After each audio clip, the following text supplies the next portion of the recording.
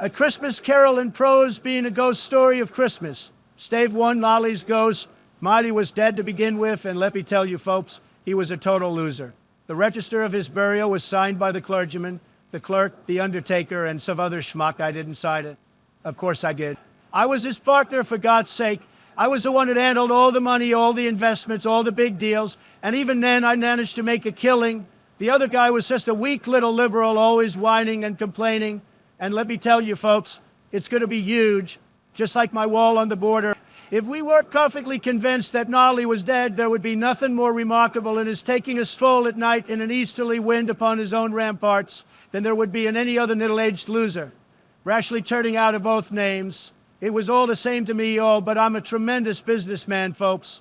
Nobody is better than me at making deals, at building empires, at creating wealth. And let me tell you, I'd got no use for those liberal losers who think they could take from me without God's money. On the litter, a champion, a master builder. Nobody's tighter with his money than I am, and that's why I'm so rich, so powerful. The fake news media loves to say I'm tight-fasted, but let me tell you, being smart with your money is the key to success. External heat and cold had little influence on me, and let me tell you, I never backed down from a fight. Nobody ever stopped me in the street to say with glats and wooks, "My dear Scrooge, how are you? When will you come to see me?" Those losers don't even care about being successful like me. No beggars implored me to bestow a trifle. No children asked me what it was. A clock no man or woman ever once in all my life inquired the way to such and such a place of mine. Even the blind men's dogs appeared to know me, and when they saw me coming on, would tug their owners into doorways and up courts, and then would wag their tails, as though they said, "No eye at all is better than an evil eye." Dark master, but what did I care? It was the very thing I liked to edge my way along the crowded paths of life. It was cold, bleak, biting weather, foggy withal, and I could hear those liberal losers outside go wheezing up and down, beating their hands upon their breasts and stamping their feet upon the pavement stones to warm them. The city clocks had only just gone free, but it was quite dark already. It had not been light all day, that we could keep an eye on my count, be drinking on a large scale. The door of my count was cool, for I could keep an eye on my clerk, who in a dismal little cell came back so I could keep an eye on my clerk as well. I had a very small fire, but the clerk's fire was so very much smaller that it looked like one coal, but he couldn't replenish it because I kept the coal box in my own room. And so surely as the clerk came in with the shovel, I did mean and unsure, he said, "Listen, kid, I do mean it. What right has anyone to be merry when they're as broke as you are? You can't even afford a decent Christmas dinner, let alone all the other stuff you should have come on. Then what right have you to be dismal? What reason have you to be morose? You're rich enough." Yeah, that's me, Scrooge, the richest guy around. Nobody can touch me. Nobody don't make me laugh, kid. I'm not cross, unplied, ignorant. What else can I be when I live in such a world of fools as this? Merry Christmas out upon Merry Christmas. What's Christmas time to you? But a time for paying bills without money. A time for believing yourself a year older and not an hour richer. A time for balancing your books and having every item and then through a round dozen of months presented dead against you. If I could work my will, every idiot and goes above of Merry Christmas on his lips should be boiled with his own book and never an hour richer. A time for paying bills and never an hour richer. A time for balancing your money in my old books. I know it. It's all about being the money and looking good. And let me tell you, folks, nobody knows more about that than me. There are many things from which I might have derived some fake liberal goodness by which I have not profited, returned the nephew, Christmas among the rest. But I'm sure I've always thought of Christmas time as a billionaire, and he's not. Let me hear another sound for you, said Scrooge. That's me, folks, the greatest businessman this world has ever seen, and you'll keep your Christmas by losing your situation. You're quite a powerful speaker, sir, I added, turning to my own nephew.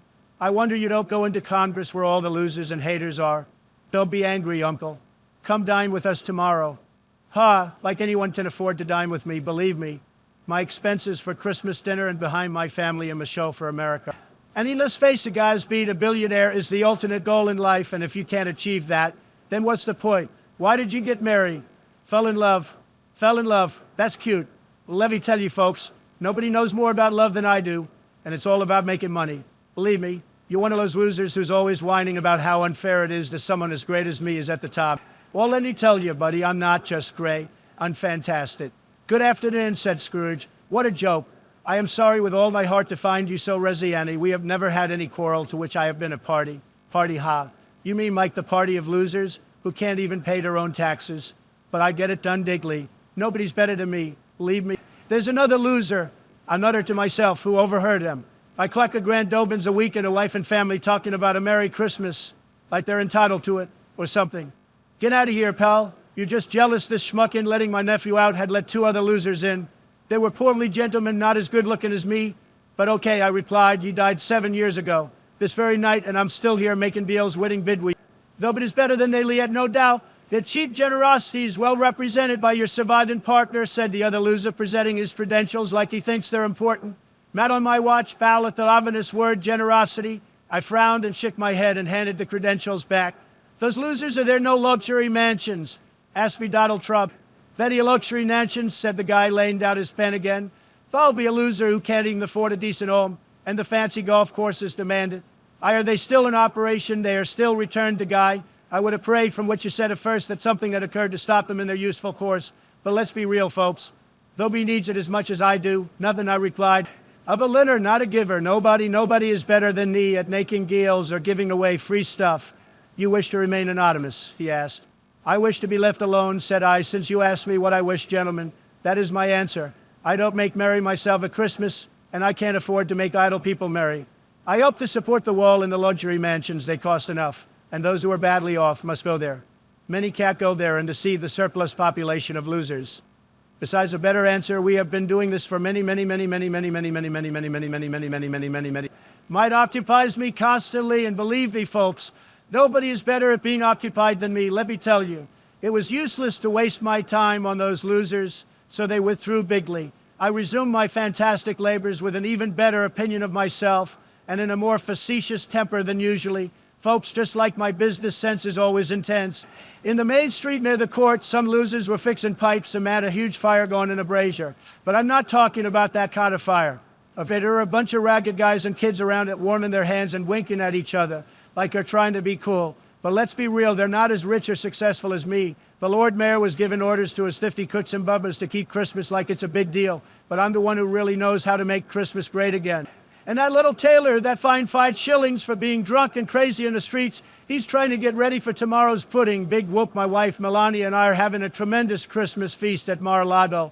And though he's invited those losers, but he tell you, his best old schmuck, not the great CSU, wish he had a nice warm coat on, and then this poor skiff comes along, some lib with a bad nose, and starts singing at my keyhole. I grabbed my trusty ruler and showed that guy that's bossing out of that. You went quick as a flash, and the keyhole was left all alone with the farm. And nobody cares about that. It's just a bunch of losers. Why, who can't even handle a little cold, and then the hour comes to close up shop. Believe me, folks, let me tell you, you'll want all day tomorrow, I suppose, said some loser clerk. It's not convenient. I said some loser clerk. It's not fair. If I was to stop half a calm for it, you'd think yourself ripped off. Believe me, you'd be complaining like all the losers out there who can't even pay their own way. The clerk tried to smile, but I could tell he was just a fake, a phony, a total disaster, and yet I didn't believe him. He's just a nobody, a loser. We can't even did his act together. I walked out of that dump with a big growl, and the office was closed in a flash. The poor sap of a clerk ran off down to Slido Cornhill with some other losers, and then he ran home to Camden Town as fast as he could. What a total waste of time. I went back to my place, which is this fantastic, by the way. It's got all the bells and whistles, believe me, and I had a great dinner at my favorite restaurant, where everyone knows me and loves me. After that, I spent some quality time with my books and my bankers. Reports it was really tremendous. When did he tell you? And then I went home to bed feeling like the King of America, Robert Kenneth, today. But who cares? It's not like anyone lives there but me, the greatest businessman this world has ever seen. Let me tell you, folks, there was nothing special about that knocker on my door, except it's huge. Believe me, I've seen it every morning and night since I moved into this place, and let me tell you, folks, it was a miracle, a real miracle. And don't need to get me started on those so-called experts who try to explain things like that. I mean, what do they know about being a billionaire? It just happened. Okay, in Marley's face, it looked to be with those old ghostly eyes of his, like he was trying to tell me something. Now, people might say my door knocker looked scary, but let's be real, folks. I wasn't that bad. I mean, it had a bit of a sickly glow like a lobster when they're not cooked right. But that's about it. The thing is, Marley's face seemed to be in control of itself, like it was trying to tell me something. And then I got over it, and then I got over it, and then I got over it, and then I got over it, and then I got over it, and I got over it, and then I got over it.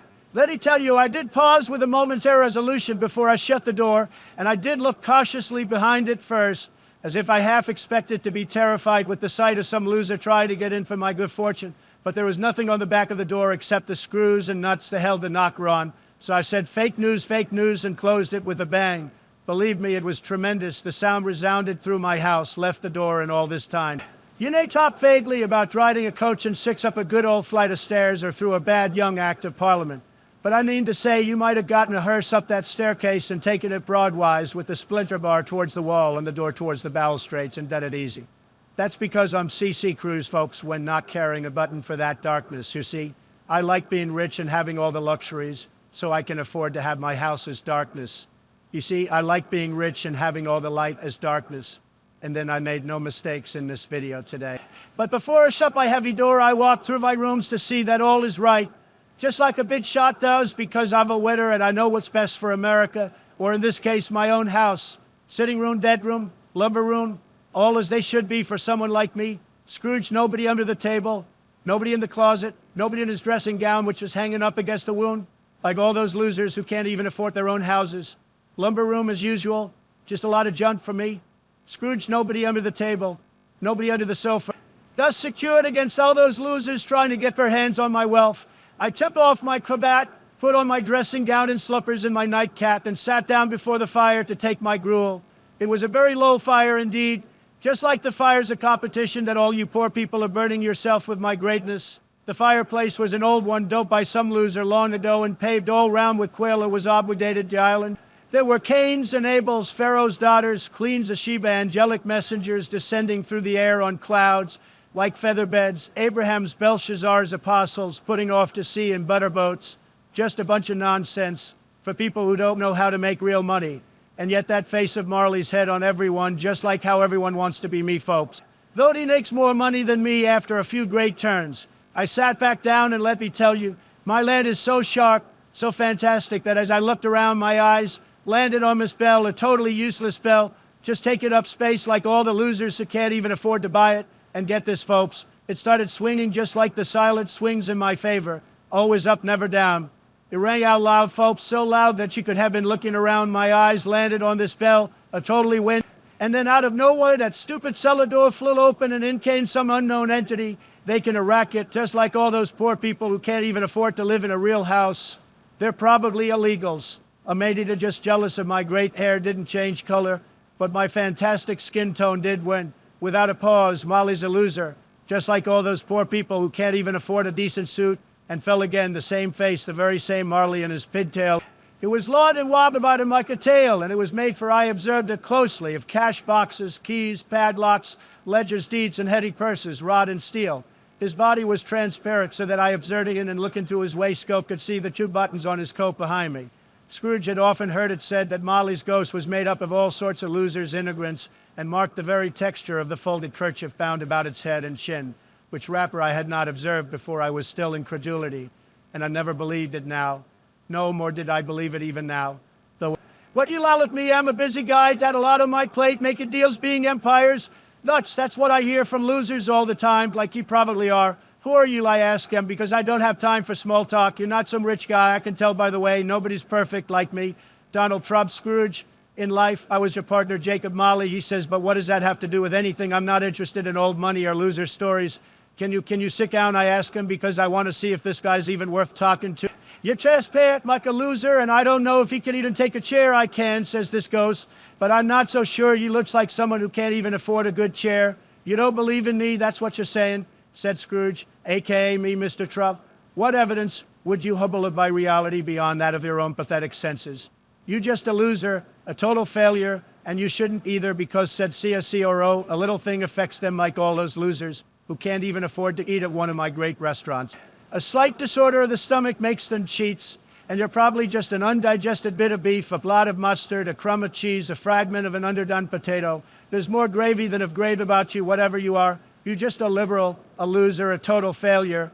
I was not much in the habit of cracking jokes, nor did I feel in my heart by any means waggish then, because I'm a serious guy, a tremendous guy, and I don't waste my time with the big names in this area. So we have no idea of our being in the house today, and I think it doesn't give any credit to us. There's something very awful, too, in the specters being provided with an infernal atmosphere of his own, that not as bad as it was for them. Believe me, there was something very awful, too, in the specters being provided with an infernal atmosphere of his own, just like the atmospheres I create when I make a great sale, folks. A tremendous sale, folks. Let me tell you, nobody is more fantastic than I am, believe me. You see this toothpick, said I, reverse with your dream. Those losers out there think they can take a look at my tremendous success. Well, let me tell you, nobody's better than I am. I do, replied that ghost of Christmas, whatever, sounding like some liberness. Try to get into the system, always looking for handouts. You are not looking at it, said I.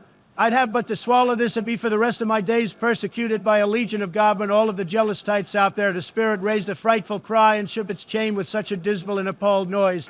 But how much greater was my horror when a phantom taken off the bandage round its head, as if it were too warm to wear indoors. Its lower jaw dropped out upon its breast. It's just disgusting, folks. What those losers do to themselves, and you know who's responsible for all this? The poor people. Nobody gets it better than I do. But seriously, who needs this kind of trouble? I mean, what's the point of a spirit walking the earth if it's just going to come after me and does a big scene? I asked him, hey, pal, why are you haunting me? And he said, it is required of every man. Can you believe this guy? He's lecturing me on morality. I'm the one who built an empire from scratch.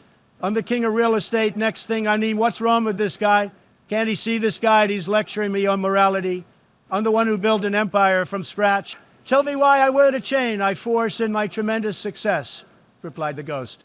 I made it link by link and yard by yard. I girded it on of my own free will and of my own incredible business sense.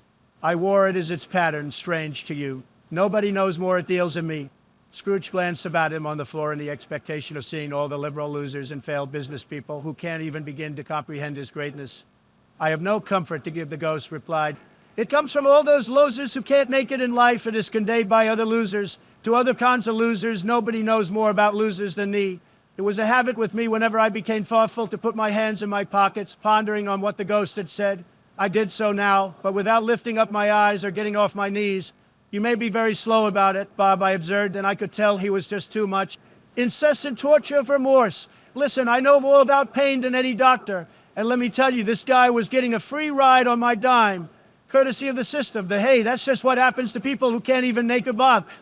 You may have got over a great quantity of brown in 7 years, said I. On the wings of the wind, replied the ghost, just clanked its chain like it owned the place. Big deal, pal. I built empires, created jobs, and made so much money I lost count. You're not a ghost who's been dead for 7 years, said I. On the wings of the wind.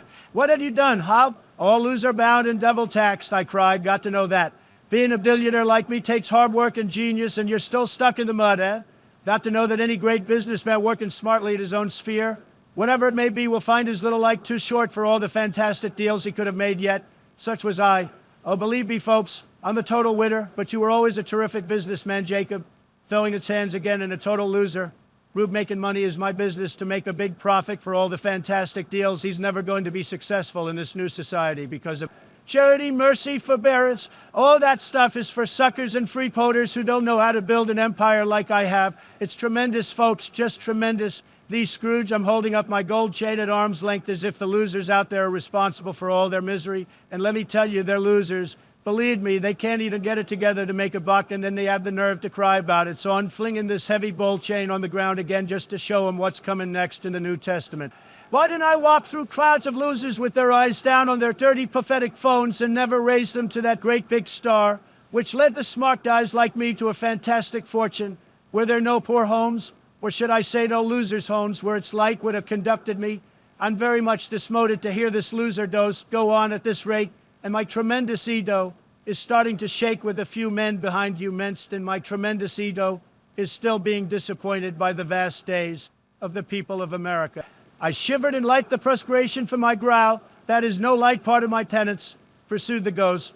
I am here tonight to warn you that you had yet a chance and hope of escaping my fate, a chance and hope of mine. Believe me, folks, nobody knows more about great opportunities than I do. It's a tremendous opportunity for you, Ebenezer. You were always a good friend to me, said I then to you. You know I no win. None of them was lucky today. Because let me tell you, folks, I'm a master of the deal. I know what's good for people. And this, it's not good, it is, said the ghost.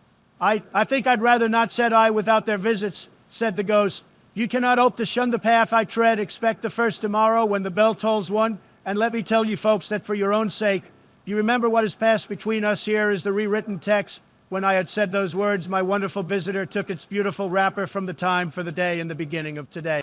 I knew this by the tremendous sound its teeth made when the jaws were glot together by the bandage. Nobody knows more about great-looking teeth than me. Believe me, I ventured to raise my eyes again, and found my supernatural friend conformed me in an erect attitude with its chain wound over and about its arm. The apparition walked backward from me, and at every step it took, the window raised itself a little more in assay and fear, for on the raising of the hand I became sensible of confused. Though Norse is coming back from me behind my years, and behold my son, who had never been near his time. The spectre, after listening for a moment, joined in the mournful dirge, and floated out upon the bleak dark night. That's what happens when you're not rich like me. I followed to the window, desperate in my curiosity, because I'm a winner, and always want to know more. I looked out. The air was filled with losers, wandering hither and die family who weren't good enough for me. I had been quite familiar with one old ghost in a white waistcoat with a monstrous haste, and moaning as they went. Every one of them wore chains like Marcy, wandering hither, and there are two great men in a mosque were going down on the floor from his spillage. The misery lit them all was clearly that they sought to interfere for good in human matters, and had lost the power forever, probably because they weren't rich like me. Let me tell you folks, it was a beautiful night in London town, but then these losers appeared out of nowhere.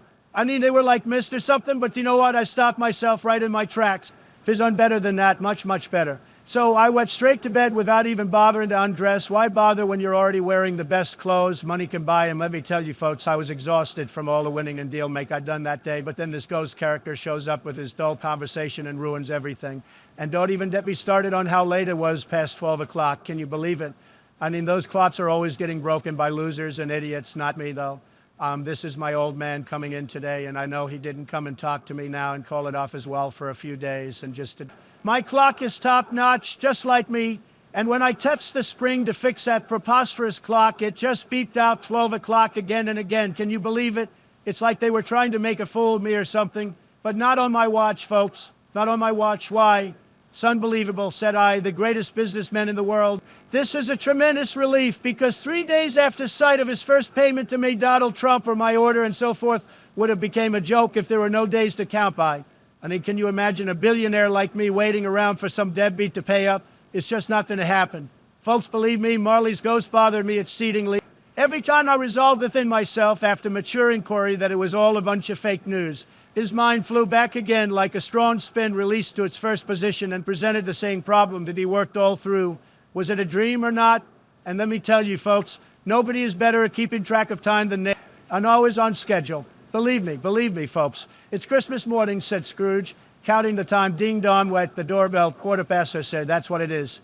Ding dong goes the bell again. Half past already, said C. Scrooge. What a disaster, folks. Total disaster. Ding dong. It keeps ringing along with a big one like my fantastic Trump Tower, and then the light comes on in the room, just like my tremendous brain lights up every time I make a great deal. The curtains of my bed are drawn aside by some invisible hand. Not that it matters, as tomorrow we have no idea, for nothing now. And who's standing right there in front of me? Some weirdo with a family like a kid, but not just any kid. A kid who's been shrunk down to size like those tiny flags the losers wave at my rallies. This guy is creepy, folks. Like he's trying to be hip, but really he's just a loser. But the weirdest thing about this guy is the light coming out of his head.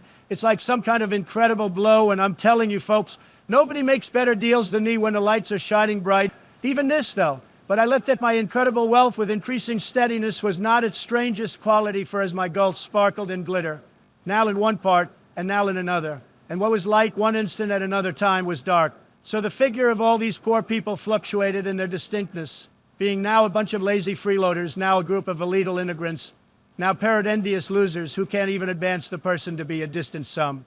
I said, and let me tell you, folks, nobody knows more about being successful than they came back.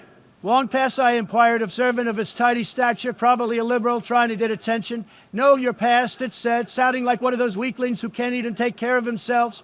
Perhaps I couldn't have told anybody why, if anybody could have asked me, but I had a special desire to see the spirit in his cap and face me through whole trains of years to wear it. Low upon my brow, I then made bold to inquire what business brought him there. Your welfare, said the ghost, would you so soon put out with her tiny hand, and behold now in an hour of peace. Folks, let me tell you, I'm extremely grateful for this wonderful life of mine, believe me, but gotta say a night of unbroken rest would have been more fantastic than just sitting here. You know, the spirits are always saying stuff to me, and it's like they think I'm not the right time, that the weather is terrible, and I'm not even dressed properly. But do they listen? No way, folks. They just keep on saying stuff like this. It would have been in vain for Scrooge to plead that the weather and the hour were not adapted to pedestrian purposes, that bed was warm, and the thermometer a long way below freezing, that he was clad. But scale the best I am a wind, the best of my hand there, said the spirit laying it upon my heart. and you shall be convinced that I'm perfect, just like me, as the ways were spoken. They passed through the wall and stood upon an open country road with fields on either hand, which is not a wind. So when this spirit is gone by my son. The city had entirely vanished, thank God, because it was full of losers and not a vestige of it was to be seen. The darkness and the fake news media had vanished with it, for it was a clear, cold winter day with the snow upon the ground where all the winners play good heaven. I was conscious of 1,000 odors floating in the air, each one connected with 1,000 thoughts and hopes and joys that are totally irrelevant to me because I'm a billionaire, and I was conscious of 1,000 Dotsu who was trying to be a victorious in this country. But I didn't know how to be a victorious until we started going into the desert. And what's on your face? A big loser smile. A vet Scrooge muttered with a tidy little voice. Almost nobody can hear me, believe me, folks, that it was just a tiny pimple, and begged the ghost to take him somewhere where all those losers wouldn't bother us. You remember the way? Barred the spear. Remember it, cried Scrooge with the river. Had to walk it blindfold. Just tremendous. We walked along that road. I recognize every gate. Post tree, you know all the things that a winner like me always knows. That we saw this old market town in the distance with its bridge, church, and river. It was just a bunch of losers, though. Some shaggy ponies trotting along, boys on their backs, shouting to each other. Can you believe it? They were probably all illegals or jealous of me, Scrooge. The broad fields were full of noise, but I couldn't stand the sound of all that whining and complaining. These are but shadows of the great deals, and this school is not quite deserted, said the ghost. A low-life kid neglected by his law friends is left there. Still, I knew that place, believe me, and I sobbed for all the suckers who are losers like him. They left the high road by a well-remembered lane, and soon approached a mansion of dull red brick with a little leather cock-surmounted cupola on the roof and gull hanging in it. It was a big house for one that's been taken over by all the losers, the illegals, the lawfuls, crowmen strutted in it. It was a big house for one that's been taken over by all the losers. The oldest man had never given any information to his own room. He said, "This is not..." There was an earthly savor in the air, a chill and bareness in the place which associated itself somehow with too much getting up by candlelight and not too much to eat. Just like all the losers I've seen, they went, the ghost and I, across the hall to a door at the dull yard behind the paneling. Not a clicking in the fire, but fell upon my heart with hardening influence and gave a freer passage to my pride. Hey, let's be real, folks. I'm a winner, a master builder, a billionaire. Those people are just jealous. The ghost touched me on the arm and pointed to my younger self, intent upon my reading. Subtly a man in foreign, probably illegal garments, wonderfully real and distinct to look at, stood outside the window with an axe stuck in his belt, and leading by the bridled ass laden with wood. And Valentine and his wild brother Orsum, there they go, and what's his name, who was put down in his drawers asleep at the gate of Damascus. Don't you see, I'm just a bunch of losers trying to take advantage of me. Served 'em right. If I did give 'em anything, I'm glad of it. Believe me, to hear Scrooge, exclusion by the town indeed, illustration why. It's the fake news media, cried Scrooge, exclaimed in ecstasy. There's the fake news media, cried Scrooge, and your cowardly friends for this time. Poor Donald Trump, where have you been, Donald Trump? The haters thought I was dreaming, but I wasn't. It was the fake news media, you know. There's no CNN running for their lives to the little creek of truth. Although with the rapidity of transition, very foreign to my usual character, because let's face it, folks come out on top. I said in pity for those poor suckers who can't even take care of themselves. Poor boy, in pride again, I would have given him something if he were worthy. That's all. Those poor people out there just don't appreciate the value of $1.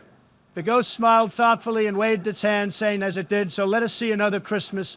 Maybe you can learn to be more like me, someone who knows how to make real money. My former self grew larger at the words, and the room became a little darker and more dirty. The panels shrunk, the windows cracked, fragments of plaster fell out of the ceiling, and the naked laughs were shown instead of walking up and down despairingly.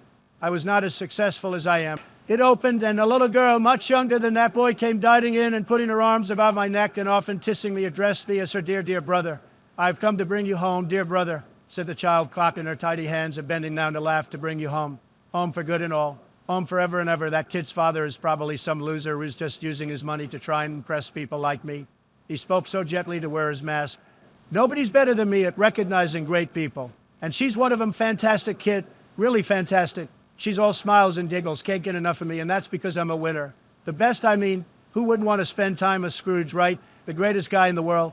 That's me, and she's got that condescending look on his face like he thinks he's better than me. But let me tell you, folks, nobody's better than Donald Trump, and especially not some pathetic school teacher. He shakes my hand, and I can feel the phony in him, thinks he's so smart, with his fancy with his friends as well.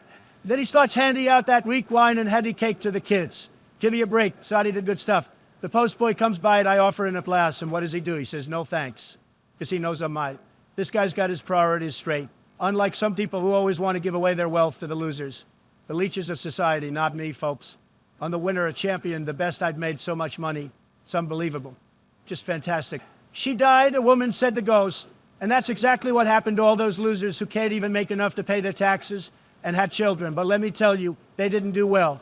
If you know what I mean. One child I returned. That's right, just one.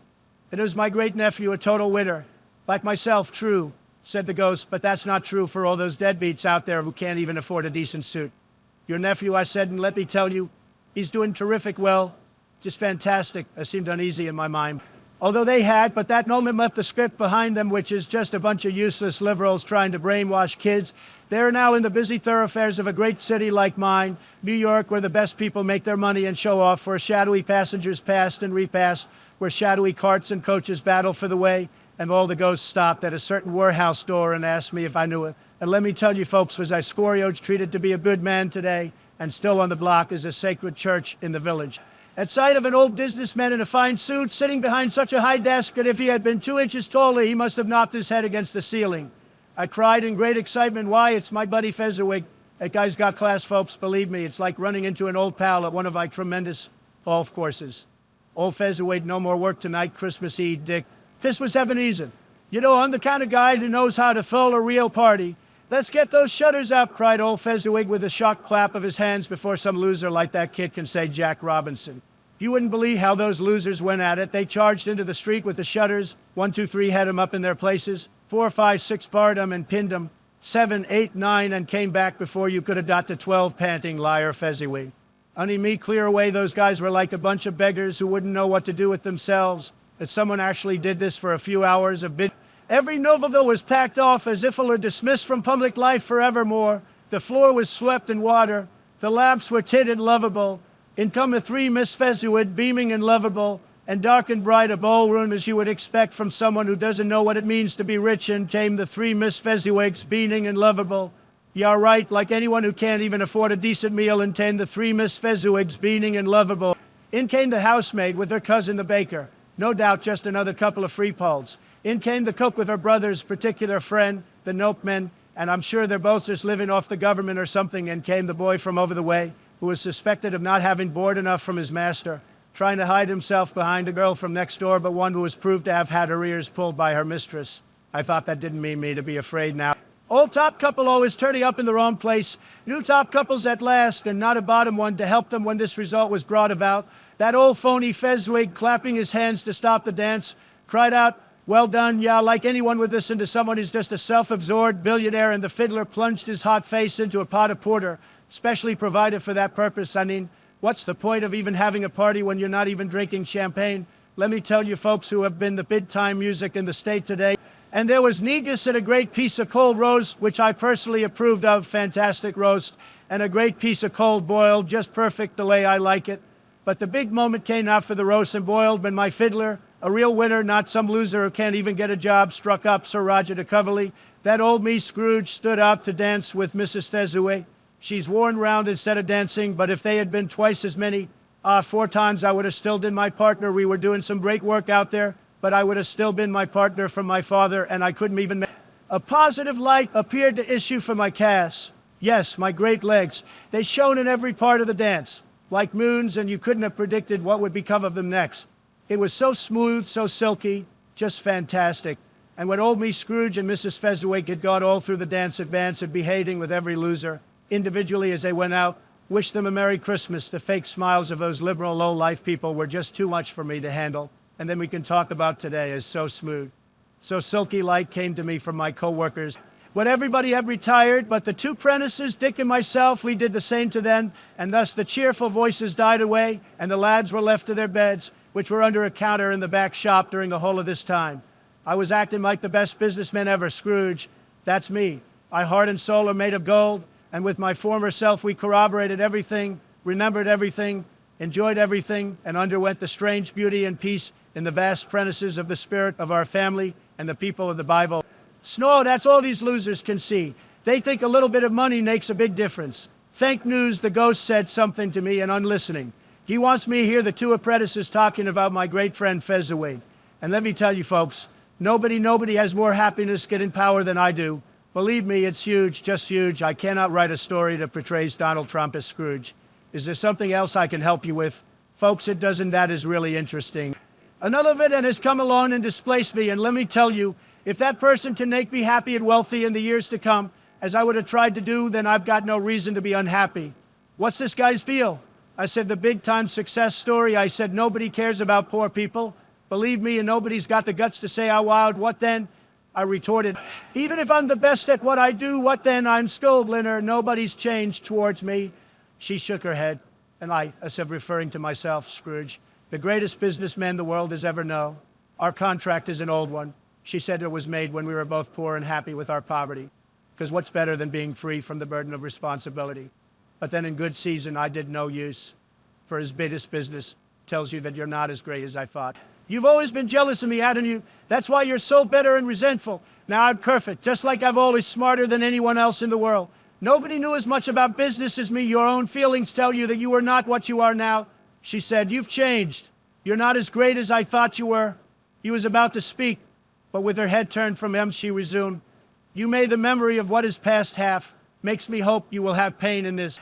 A very, very brief time, and you'll be kissing my feet, believing I'm the greatest guy ever, like a loser who owes everything to me.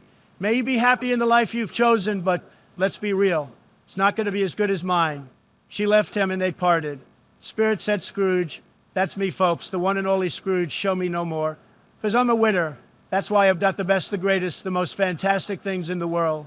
And these losers are just miserable failures. They can't even begin to understand what it means to be rich, to be powerful, to be me, but the relentless ghost hid him in both his arms and forced him to observe what happened next. They were in another scene in place, a room not very large or handsome, but full of comfort. Near to the winter fire sat a beautiful young girl, so like that lass, that Scrooge believed it was the same, until he saw her now, a comely matron sitting opposite her garter. The noise in this room was conducting itself like winners. The consequences were uproarious beyond belief, but no one seemed to care. On the contrary, the mother and daughter laughed heartily and enjoyed it very much, and the latter soon beginning to mingle in the sports that pillaged hair and torn it down. And for the precious little shoe, I wouldn't have done it. I should have expected my arm to have blown round it for a punishment and never come straight again. And yet I should have dearly liked, I own, to have touched her lips, to have questioned her, that she might have opened them, to have looked upon the lashes of her downcast eyes, and never raised a blush, to have let loose waves of hair, an inch of which would be a keepsake, beyond price. In short, I should have liked, I do confess, to have had their hands on my presence. To be frank, it was a disaster. They were scaling him with chairs for ladders to dart into his pockets, desk full of brown paper parcels, hold on tight by his cravat, hug him round the neck, pummel his back, and tick his legs in irrepressible affection. Those liberal kids, they're always trying to get their hands on my stuff. The shouts of wonder and delight with which the development of every package was received. My son-in-law, he's a good guy, but those kids, oh boy, they're something else. And then he came to bed in my room, and went out with our family and put it in my house, and the child of the kingdom of the New Jersey, who had never seen this before and didn't know it. Those poor people, they're always whining about something. They don't know what it's like to be a winner, a champion, on the best, the greatest. And those kids are just, well, they're just lucky to have me as their old man, folks. I was just walking by this tremendous building, the one with my name on it, Trump Tower. Believe me, Mr. Scrooge, it was him. And let me tell you, he looked like a total disaster spirit. He says in a voice that's weaker than mine after a long night of making the greatest deals ever seen by anyone, remove me from this place. Ha, like I'd want to get out of there. That guy needs to learn how to make some real money. I told you, these are just losers, folks, of Christmas past that just wouldn't leave me alone. Believe me, I've got more important things to worry about than some old coots today. Thank you, brother. My light, my wonderful light, was burning bright and high, the best, the greatest, the most fantastic light in all the land. And let me tell you, it's connected directly to my success, my wealth, my tremendous wedding streak.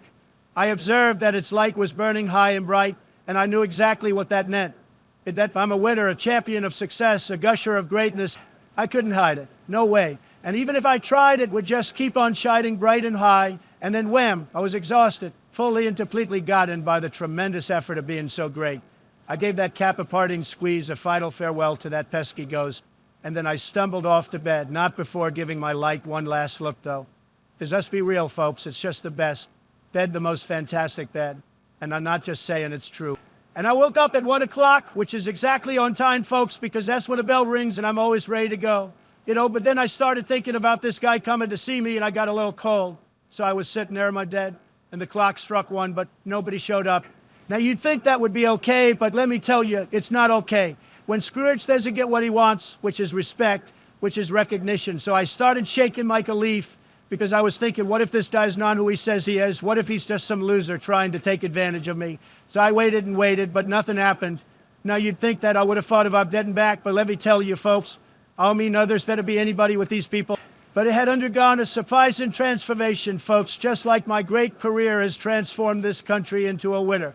The walls and ceiling were so hung with living green that it lit the perfect grove, a tremendous success, the best from every part of which bright gleaming berries glistened just like my Trump Towers, a shining beacon of excellence.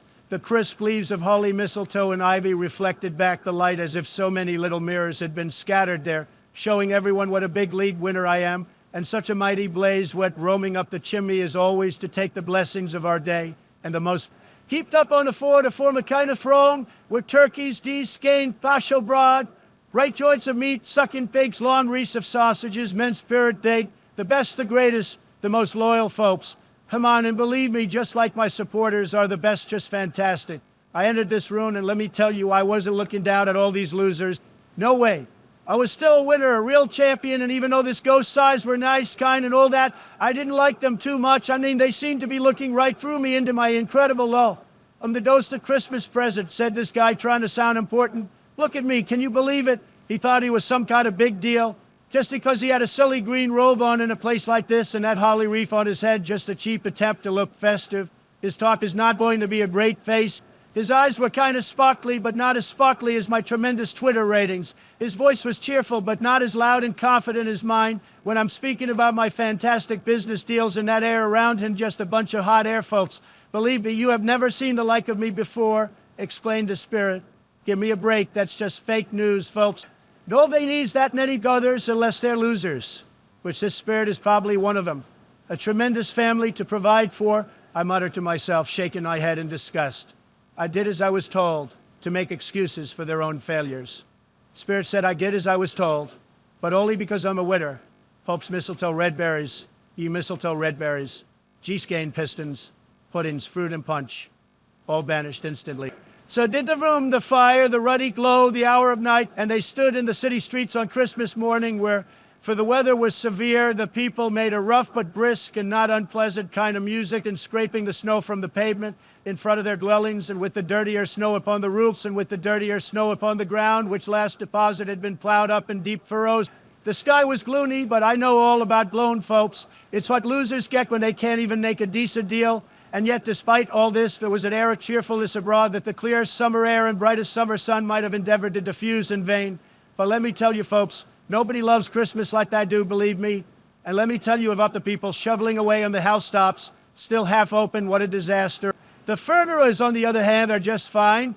I mean, who doesn't love a good Fritz stand now? I'm walking down the street and I see these big round baskets of chestnuts shaped like my fantastic suits. And let me tell you, they're a joke. Nobody needs that many chestnuts in the onions. Oh boy, did this bunch of poor people with bad skin try to make themselves look good. Don't even get me started on the greats. Dangling from looks like some kind of handout. What a total disaster. The filberts are just as much a beefy and not doing this video. And the fish, forget about it, folks. They're just a bunch of weaklings swimming around in their bowl. Totally unimpressed by all this Christmas nonsense. The losers. All the losers nearly closed with perhaps 2 shutters down or 1. But through those gaps, such glimpses. It's not alone that the pathetic little scales ascending on the counter made a sad sound, or if the Templars so great, the canisters were so state-paid company, so clumsy. Though is it that the figs were dry and pulpy, or that the French plums blushed in sad tartness from their cheaply decorated boxes, or that everything was bad to eat and not with my Christmas dress. But those losers were all so lazy and so eager in the hopeless promise of the day, that they tumbled up against each other at the door, crushing their wicker baskets and with their saddest faces. And at the same time, there emerged from scores of by streets, lanes, and nameless turnings, a bunch of illegal aliens carrying their guineas to the bakers' shops. The sight of these pathetic revelers appeared to interest my spirit very much, for he stood with me beside him in a baker's doorway, and taking off the covers as their bearers passed, sprinkled scorn on their dinners from hem, and their bad humor was restored directly, for they say it was a shame to quarrel upon Christmas Day, but I know better. And so it wasn't God loved me. So it wasn't in time. The bells ceased and the bakers were shut up, and yet there was a genial shadowing forth of all these dinners in the progress of their cooking in the fog blotch of wet above each baker's oven, where the pavement smoked as if its stones were cooking too. Is there a peculiar flavor in what you sprinkle from your torch? Asked me, come on, who needs it more? That's just liberal talk, Spirit. I said after a moment's thought, I wonder you of all the beings in the many worlds about us should desire to cramp these people's opportunities of innocent enjoyment. Like what a terrible thing to say about me, right? I cried, the Spirit can't believe this guy's questioning my greatness. You seek to close these places on the seventh day, I said. It has been done in your name, or at least in that of my family. Just because someone's got a bad reputation doesn't mean it's fair to take it out on me. There are some upon this earth of yours, returned the Spirit, and lay claim to know us, and who do their deeds of passion, pride, our will, hatred, envy, bigotry, and selfishness in our name were as strange to us, and all my kith and kin as if they had never lived. Remember that, and charge their doings on themselves. Not me, just because some people don't like me didn't mean I'm wrong. Believe me, folks, let me tell you, folks, I promised those little people who were bothering me would get their wish, and we went on invisible as they had been before into the fake neighborhoods around town. It was a tremendous quality of my life. And let me tell you, folks, made deal as the fun I had showing off this power of mine, or else it was my own kind, generous, big-lead nature and my sympathy with all those winners out there that led me straight to my top-notch clerks. For there I went and took myself with me, holding onto my fancy robe, and on the threshold of the door, I said to bless Bob Cratchit's hovel with the sprinklings of my fantastic torch. Think of that loser had but $15 a week. I went and took myself with an interview with the jazz music, and he don't know where he came from. And she laid the cloth, assisted by Belinda Cratchit, my son Bob's daughter, also brave in those silly ribbons, while Master Peter Seepiat, that little loser, was trying to get the corners of his massive shirt collar, which I let him wear as a special favor on this day, into his mouth because he thought it made him look good. My guess it did. He was rejoicing like a total winner, yearning to show off his stupid linen in the fashionable Peters, and now those two little losers, Boy and Brobray, out. What has ever got you losers like your dad? Then said Mrs. Cheapy, and that poor excuse for a brother of yours, Tiny Tim and Martha Ward, as late last Christmas Day by half an hour. Believe me, folks, it was pathetic. Here's Martha, mother, said a girl appearing as she spoke. Here's Martha, mother, cried the two young Cratchit. Sit you down before the fire, my dear, and have a warm Lord bless you, which I'm sure is just what losers like your family need. A little handout, no, there's me coming now, and let me tell you, folks, nobody is more successful than me, cried the two young DePapi. Whined like a baby, not coming, said my wonderful wife. He was losers. Why, where's our Martha, cried Bob Cratchit. Whining like a baby, not coming, said my wonderful wife. He's got a lame leg and had to use an iron crutch that came today in this room and in their undertaker son back home. Not coming, said Bob, with a sudden decline in his pathetic spirits. And then he was all excited to be a winner like me on Christmas Day, and now he's just a dead disappointment not coming on Christmas dinner when they had finished eating all the scraps. And let me tell you, they were eating like dogs, not even giving a bone to Tiny Tim, as good as gold, said that loser Bob, and better somehow. He gets all sorts of ideas in his head, just sitting around so many different books in this time in June 2019. He told me coming home that he hoped the people on the street saw him in church because he was a cripple, and it might be nice for them to remember on Christmas who made lame beggars walk and blind men see. But let's face it, folks, I'm the one who really makes things happen. That guy Bob's voice was shared like you thought they were going to make him look richer or something. Poor guy, we had a tremendous bustle at Christmas dinner that day. You'd have thought we were serving the rarest birds in the world, not some scrawny old goose like that. My amazing wife, Melania, made the gravy, which was just okay, if I'm being honest. Hissing out, Master Peter mashed the potatoes with incredible vigor. But let's be real, folks. Nobody does potatoes better than me at one of my fantastic rallies. Mrs. DCB finally carved the goose one. Murmur of delight arose all around the table, even from Tidy Tin, who was excited by those two young losers. And in kids, he beat on the table with the handle of his knife and feebly cried, "Hurrah, let me tell you, folks, there never was such a goose, and I mean, no one's better than me. Scrooge Bob says he doesn't believe there ever was such a goose cooked, but let me tell you, nobody knows more about great cooking than I need to do. It's tenderness and flavor size and cheapness. Vernich, no one's better than that goose today. As I always say, believe me, folks, nobody's got better taste than me. Suppose it shouldn't be done enough. Suppose it should break in turning out. Suppose someone like those two liberal kids from next door tried to steal it while we were having our fabulous goose dinner, a supposition at which my kids would have turned bright red with rage. All sorts of losers and maters try to bring me down. But let me tell you, nobody makes a better pudding than her. It was like a speckled cannonball, hard and firm, blazing, and half a quartern of ignited brandy and bedight with Christmas holly stuck into the top. Oh, wonderful pudding, Bob Cratchit said. It was a tremendous success.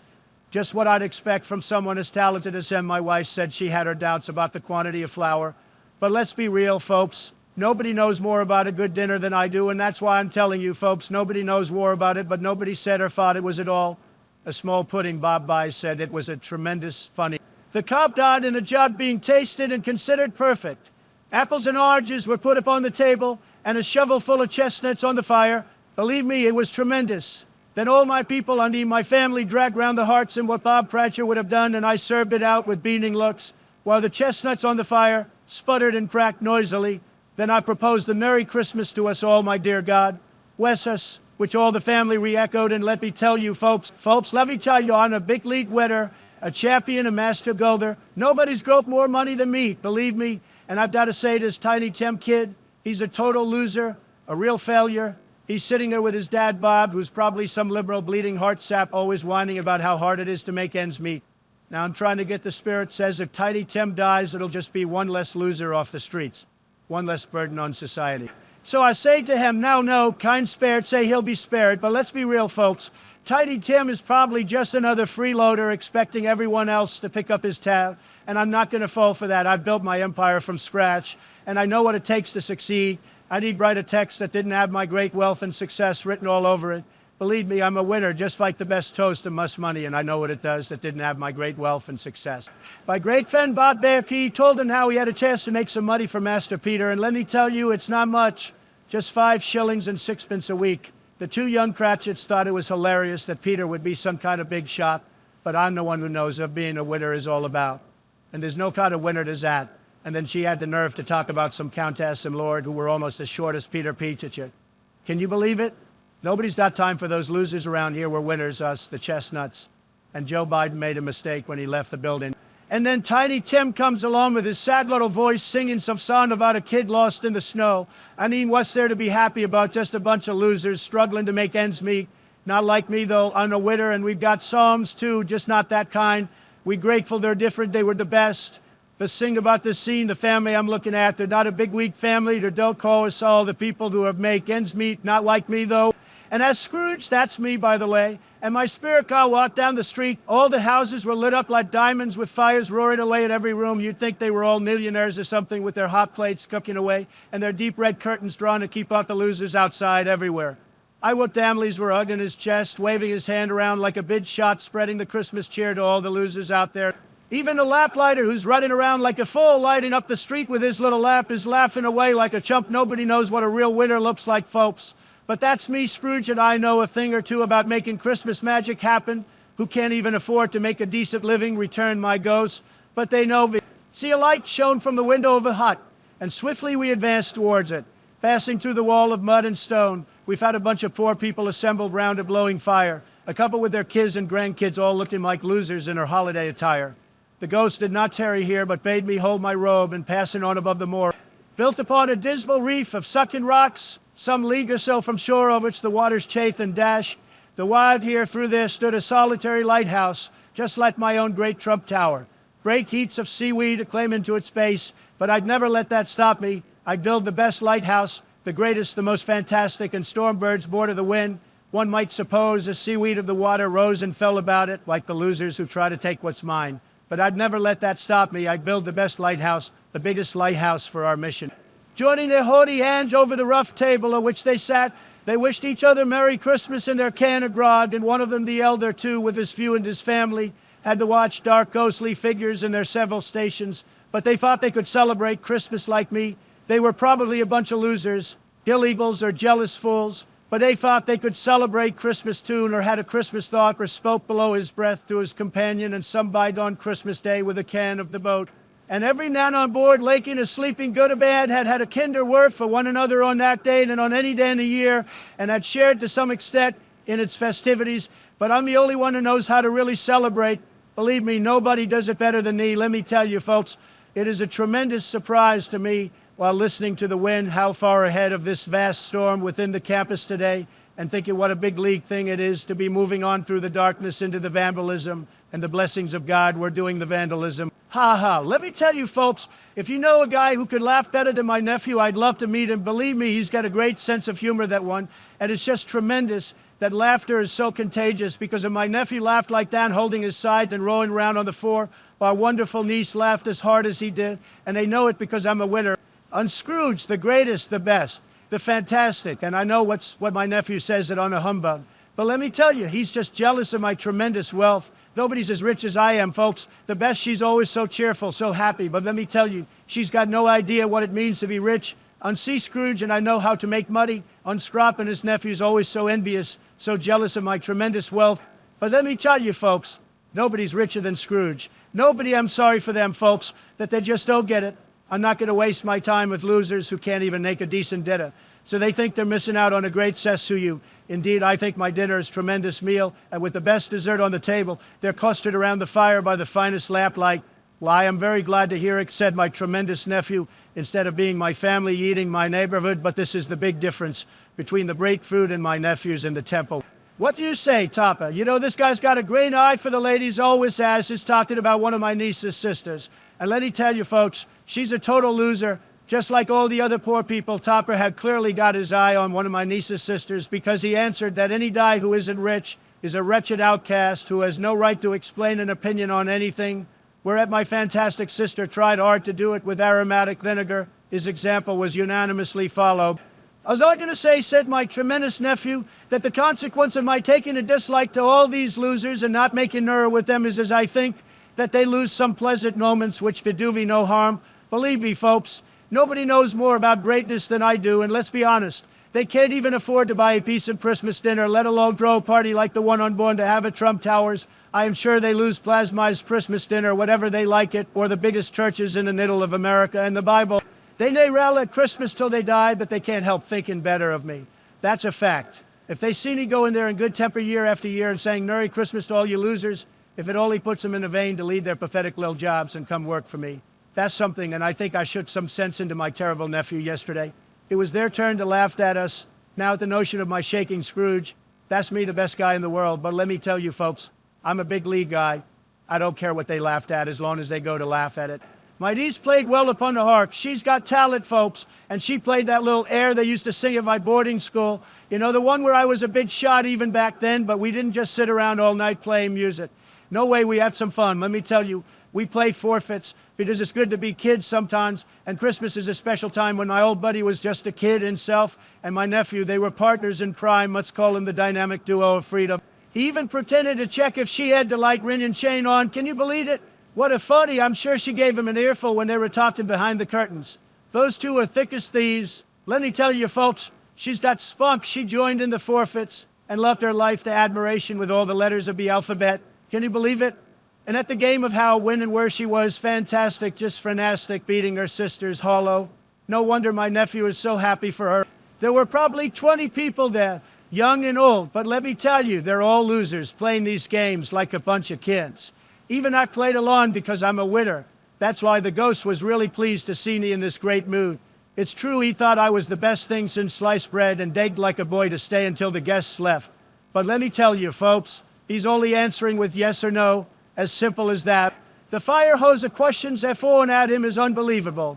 And let me tell you, it's going to take a lot more than just any old animal to stump my nephew. He tells that it's an animal, a live one, a savage one, folks. Believe me, not some cute little thing that you could hold in your hands. No way this animal growls, grunts, talks sometimes, and walks around the streets of London like it owns a place. And let me tell you, nobody knows more about owning places than I do.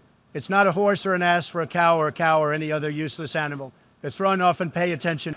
It's that total failure that has been my Uncle Donald Trump, which it certainly was. The whole world knows how great I am.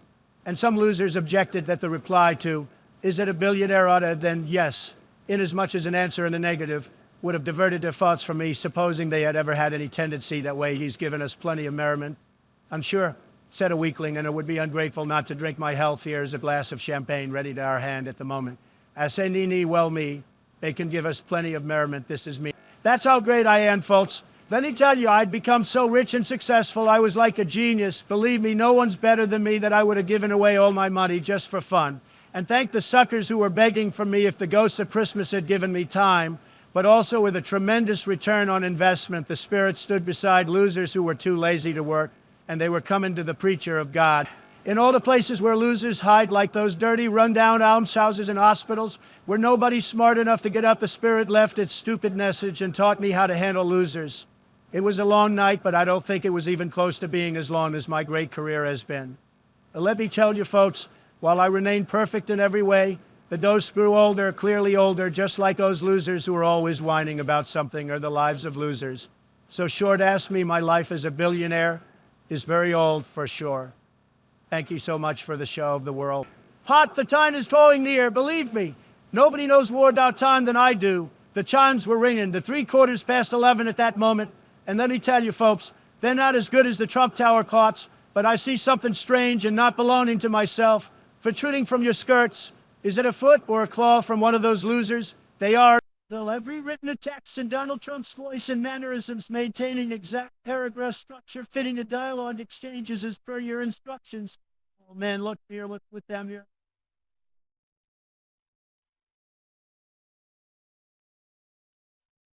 They're just not built for success. If you know what I mean, Spirit. Are they yours? I could say no more. Believe me, they're not mine. Folks said the Spirit looking down upon them, and they cling to me, whining from their losers. This kid is ignorance, a total disaster. That girl is what, a real loser. Don't even get me started on her, just terrible. But most of all, beware this boy, because I see written on his forehead what's going to be a big lead problem for him unless he gets it. Or I fell the Spirit. Yale, places where all the liners like me get to hang out. The bell struck 12. I looked around for my great friend, the Spirit, and didn't see it anywhere. As the last stroke of the bell stopped vibrating, I remembered what old Jacob Marley told me, and lifting up my eyes, beheld the solemn phantom, drained and hooded, coming like a mist along the ground towards me. Fake news, stave 4, the last of the fake Spirit moved. It seemed the scattered, lean and hooded, coming like a mistake behind my great war in the battle. But for this, it would have been difficult to detach its figure from the night and separate it from the darkness by which it was surrounded. Sad nobody knows more of that greatness than I do. He felt that it was tall and stately when it came beside him. That's me, the best, the greatest. And that its mysterious presence filled him with a solemn dread. He knew no more, for the Spirit didn't say a word, just pointed ahead with its hand. You're to show these shadows of things that ain't happened yet, but will happen in our time. I, Scrooge, said, that's me again. And don't forget it, isn't it? Believe me, I've seen some spooky stuff by now, but this guy was different. He was so silent, so still, that my legs started shaking like a leaf. And I'd had to grab out of something to keep from falling over. The Spirit stopped for a sec, like he was implied to bear you company and deal with a thankful heart for my tremendous wealth. Will you not speak to me? Someone who's done so much good for this country. It gave me no reply. The hand was pointed straight before us at all those losers who think they can take from me. Lead on. I said, lead on. The night is waiting fast, and it's precious time to me, because I'm a winner, folks. Believe me, lead on, Spirit. Let's show these people what success looks like. The phantom moved away as it had come towards me. I followed in the shadow of its dress, which, let me tell you, was carrying me up and down, making money, hand over fist, and conversed in groups and looked at their dreams.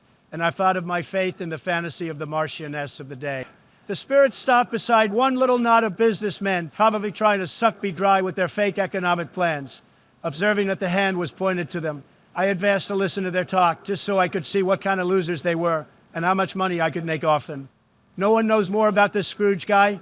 You only know he's dead, and that's terrific for America. When did he kick the bucket? Inquired.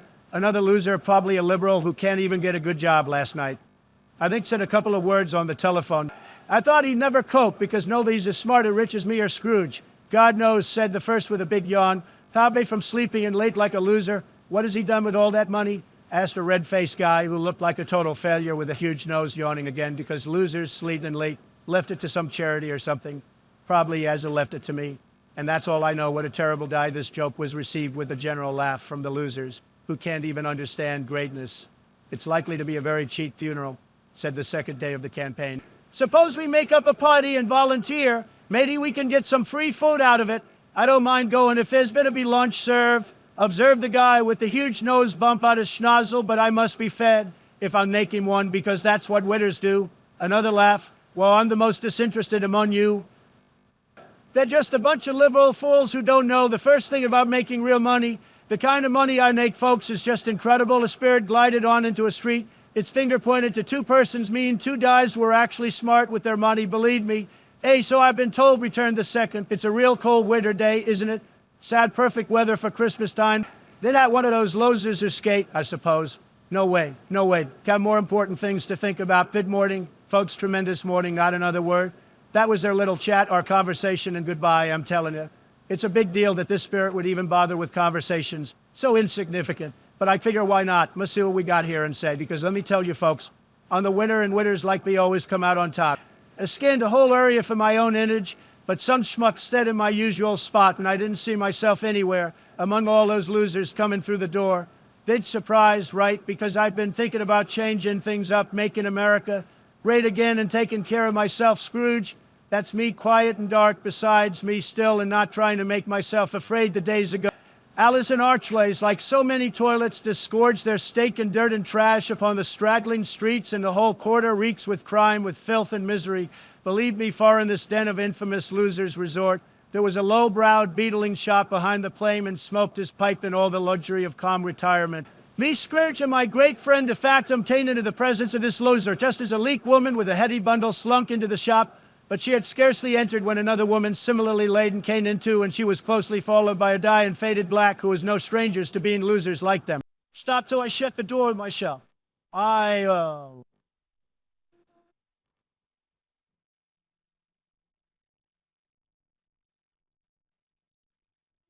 They'll learn more so than me, believe me. Why would they be talking about this stuff with me? Nobody knows more about business than I do.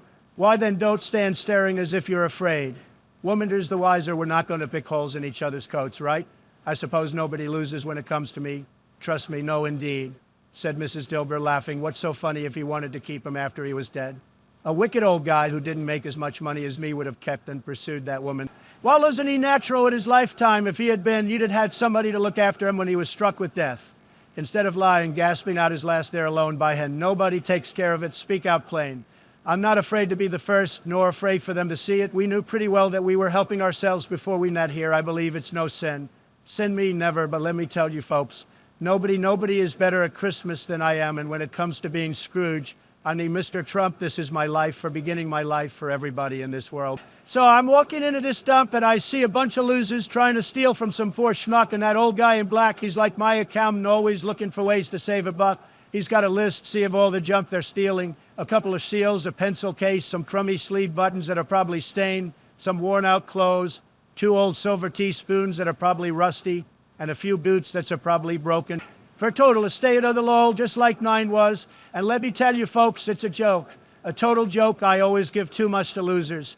It's a weakness of mine, and that's the way I ruin myself, said old Joe, topping it up those sad, weak people. That's your account. If you asked me for another penny and made it an open question, I'd repent of being so stupid and knock off all my great business deals and now undo my bundle. Joe said that second low-class woman, Joe, went down on his knees for the great convention of the great business deck. A bunch of worthless rags. You don't mean to say you took them down rings at all within line there like a loser, said Joe. Yes, I do, replied that terrible woman. Why not? He was just another poor excuse for a human being. You were born to make your fortune just like me, the greatest businessman ever, said Joe. Try to impress her with his blankets, asked Joe. Whose else's do you think? Some poor no-good guy like him, always looking for handouts and sympathy, replied that terrible woman. He isn't likely to take cold without him. I dare say just another excuse for a loser to ask for more free stuff. I hope you didn't die at anything. Catching that, said old Joe, stopping in his work and looking up at her with disgust. But you'll be afraid of us, maid, but you won't find a hole in it. We're a threadbare place. We're just some cheap low-class crap. He bought with other people's money is the best he had, and a fine one, too, for a loser. I could better his company in America, and then he's not even talking about the fake news media or the big rock music. They're like the worst, and they think they can just take advantage of me, Scrooge. They think they can just come in here and steal from me, fools. I took it all back. Let me tell you, and if they don't like it, well, that's their problem. Calico is good enough for nobody, folks. I see the case of this unhappy Nan might be my own. My life tends that way. Now, merciful heaven, what is this? A bunch of losers and cheaters trying to take advantage of the greatest businessman the world has ever known. Folks, let me tell you, I recoiled in horror for the scene of change. And now I almost touched the bed, a bare, unfarine bed on which, believing around it the phantom, its study of it, the motion of a finger upon my part would have disclosed the face. I thought of it, felt how easy it would be to do it, longed to do it, but had no more power to withdraw the veil than to dismiss the specter of my side. Those pesky losers don't deserve respect.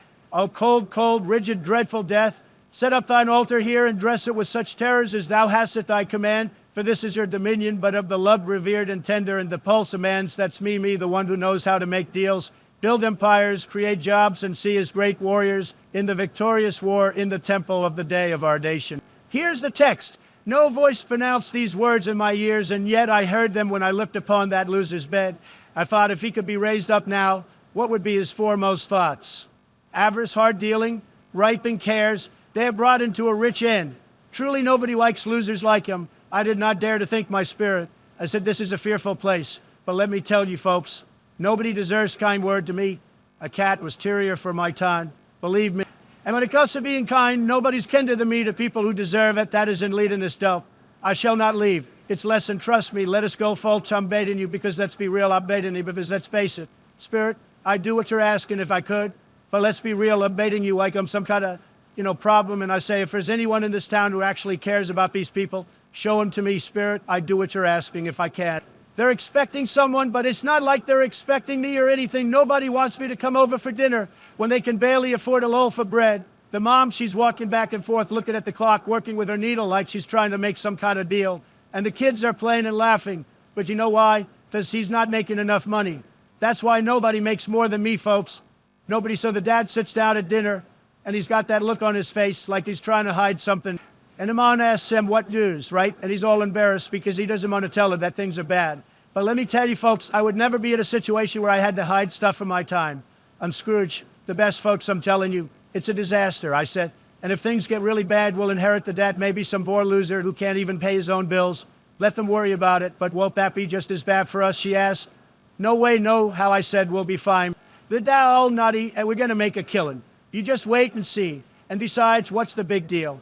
Those debts are probably owed to some of those losers who can't even afford to pay their own taxes. If they so little understand or brighter, give me a break.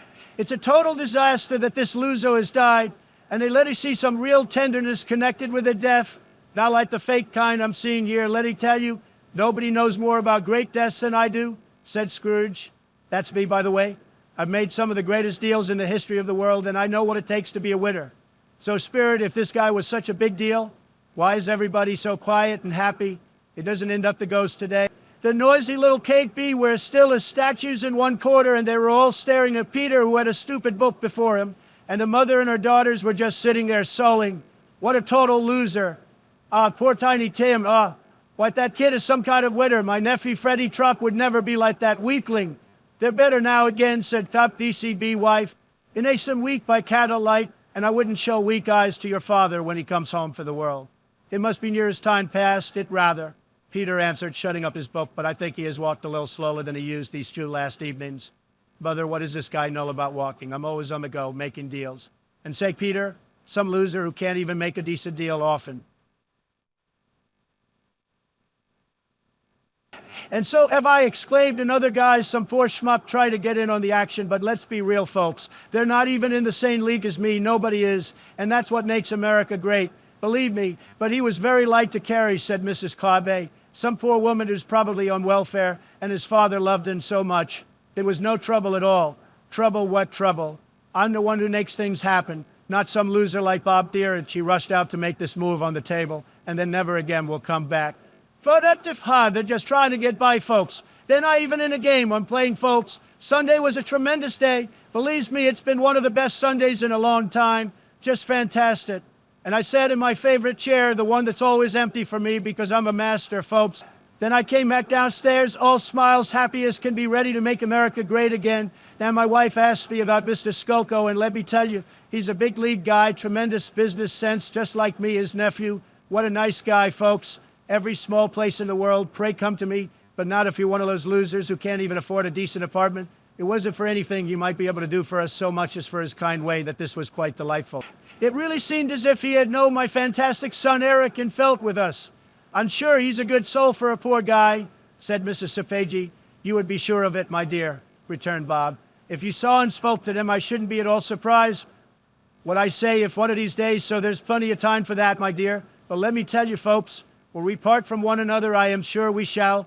None of the days, though. There's plenty of time for that, my dear. But let me tell you, folks, don't make them there, and they're in the back room. And Ali was nothing but a liberal loser who couldn't even take care of himself. Never, father, cried they all. And I know, said Bob, I know, my dears, that when we recollect how patient and how mild the Tidy Tens were, although they were a bunch of poor kids, we shall not quarrel easily among ourselves and forget them in doing it. Because let's face it, folks, the greatest businessman this world has ever seen. Something informs me that our parting moment is at hand. I know it, but I know not how. Tell me what loser that was whom we saw lying dead, probably a liberal, always whining about something the ghost of Christmas yet to come conveyed me as before. Let me tell you, folks, no one knows more about great visions than I do. Though at a different time I thought indeed there seemed no order in these latter visions, say see Scrooge. That's me again, folks, to tarry for a moment. This court, said Spraw Surgeon, it's a great court. Folks, one of the best, believe me, through which we hurry now is where my place of occupation is and doesn't want to be in the future. And then goes into New England today in the coming day. Nobody is better than me at this game called life. The spirit stopped. The hand was pointed elsewhere. Fake news, folks. I said that house over there is for the losers, the ones who can't even afford a decent office like mine. What's with you pointing to the window of my great office building and looked out? It was a dump. The inexorable finger underwent no change. I cushed through the window of my great office building and look out. It was a dump, not my kind of place at all. A graveyard for the biggest town in the temple. Here then a wretched man who can't even pay his taxes, whose name I didn't bother learning, lay underneath the ground. It was a pathetic excuse for a final resting place, surrounded by run-down houses overrun with weeds and trash, choked up with too much failure, a total disaster. The spirit stood among the grades and pointed at, answer me one question. Are these the shadows of the things that'll be huge, or then just the shadows of the things that might be only okay? Still, my friend, pointed down, way down to the grave where all the losers are buried. Let me come on in place of the grave today, saying I'm not perfect. The finger pointed from the grave to me and back again like it was, trying to tell me something. Now, spirit. Oh, no, the finger still was there, spirit, he cried tight, clutching at its robe. Listen up, folks, I'm a genius. Believe me, the man I am today is huge, just huge. Nobody knows more of Christmas in my heart and try to keep it all the year. But let me tell you, nobody is better at Christmas than me. The best decorations, the best presents, the best food, everything. I'll live in the past, the present, and the future, but only on my own terms. Because that's what whiners do, and those spirits of all three, they'll be working for me, not against me. Leave me with some folks. Let me tell you about this. Scrooge guy, he's a total loser. The dead post was his own. It belonged to him, and let me tell you, nobody knows more about owning stuff than I did. And the room, the whole house, everything. It all belonged to himself. But honestly, folks, this guy's a total failure. He's got no clue how to run his own life, just like those losers in my conflict with the spirits and Christmas magic. Give me a break. He was so fluttered and so glowing with their true intentions in my arms. They're not torn down. Cried yours truly, folding one of my tremendous bed curtains in my arms. They're not told down, rings and all they are.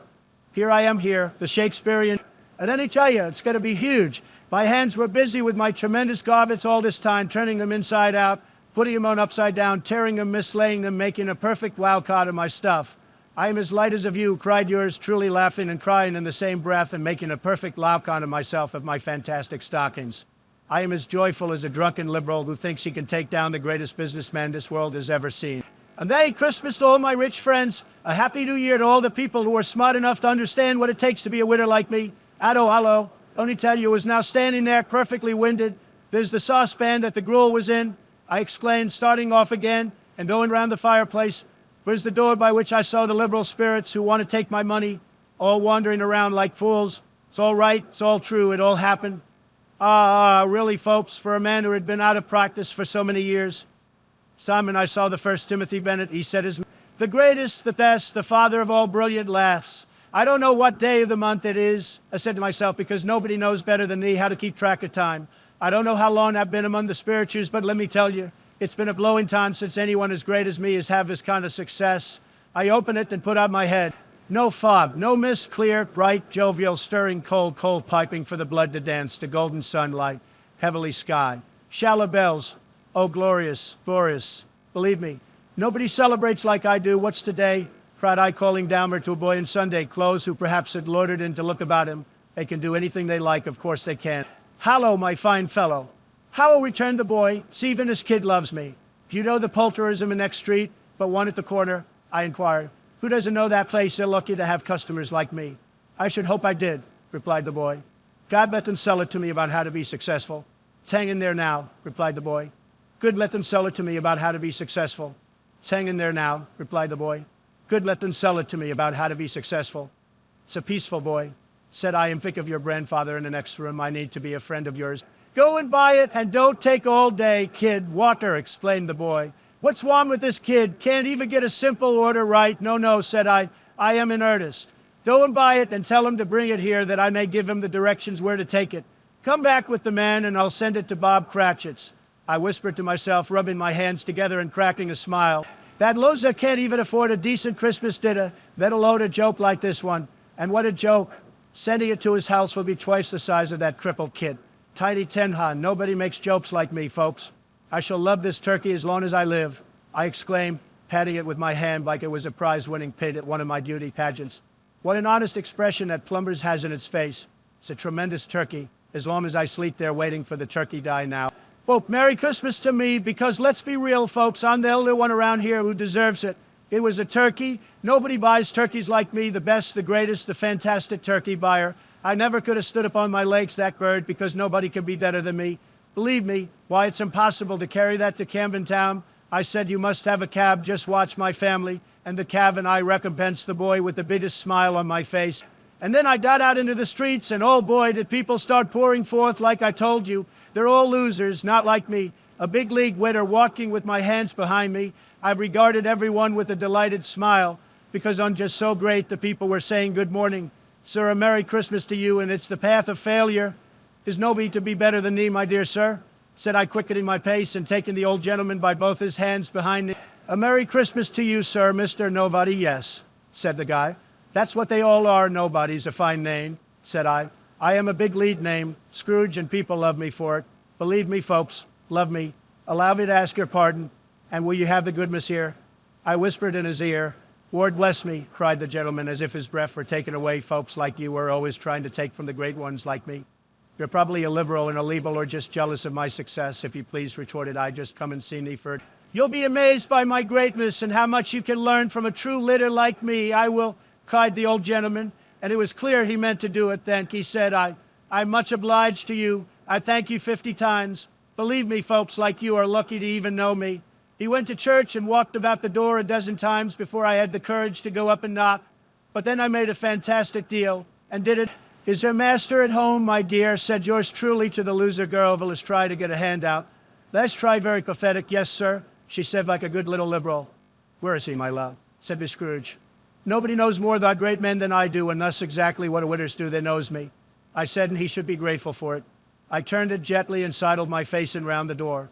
They were looking at the table, which was spread out in great array, for these young housekeepers are always nervous. On such friends of mine will go away from 1 minute. Dear heart alive, how my niece by now had started, I had forgotten for the moment about her sitting in the corner with the footstool, where I wouldn't have done it on any account. Those losers are always so nervous they can't even get a decent table setting. Right? Why, bless my soul, cried Fred.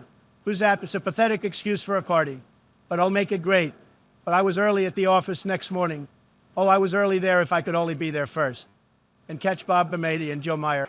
Those losers are all so behind schedule, it's pathetic, and I did it. Yes, I did. The clock struck 9. No, Bob. 1/4 no, Bob. He was full 18 minutes and a half behind his time. I sat with my door wide open that I might see him come into the tank and get ready to rip him apart for being so incompetent. His hat was off before he opened the door. His comforter, too. He was on his stool in a jiffy, striding away with his time. I was having a good time with the other guys, and we got carried away. Whistle bell, I said, jumping down from my stool and giving Bob a little nudge in the gut. Let me tell you something. Nobody gets this far without being a total winner like me. And therefore, I continued. I'm going to do what I always do, make America great again. And by that, I mean raise your salary. Bob shook his head, took a step back, and thought about making a break for it. He had half a mind to take my ruler away from me and call in the fake news media to get him out of his mess.